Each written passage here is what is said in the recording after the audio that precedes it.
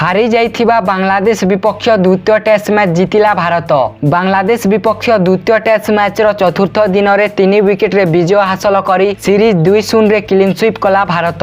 एही रोमांचक मैच रे 145 रन रो टार्गेट को पीछा करिबाकू जाई भारत तृतीय दिन रे 45 रन रे 4टी गुरुत्वपूर्ण विकेट हराइथिला, जहां पर एही मैच भारत पई मुश्किल स्थिति रे पहुंचीथिला। द्वितीय टेस्ट मैच रे भारतर परिस्थिति एपरि हो जाइथिला जे चतुर्थ दिन रे समस्तंकु लागुथिला जे बांग्लादेश एही मैच को सहजरे जीतिबो। चतुर्थ दिन रे भारत मात्र 74 रन पई 7 विकेट हराइथिला। यहाँ पर श्रेयस आयर एवं आर अश्विन एक चमत्कार भागीदारी खेली दल को पुनर्बार विजय प्रदान करथिले। एही मैच रे अष्टम विकेट पई उभय 71 रन रो एक मैच विनिंग भागीदारी खेलिथिले। एही सहभागितारे अश्विन 42 रन रो अपराजित इनिंग्स खेलिथिले एवं श्रेयस आयर 29 रन संग्रह करथिले। एही मैच रे आर अश्विन 2टी इनिंग्स रे भलो बॉलिंग करथिले एवं मैच विनिंग 42 रन रो इनिंग्स पई प्लेयर ऑफ द मैच होइछंती। यहाँ सहित Cheteshwar Pujara player of the series रहिछंती।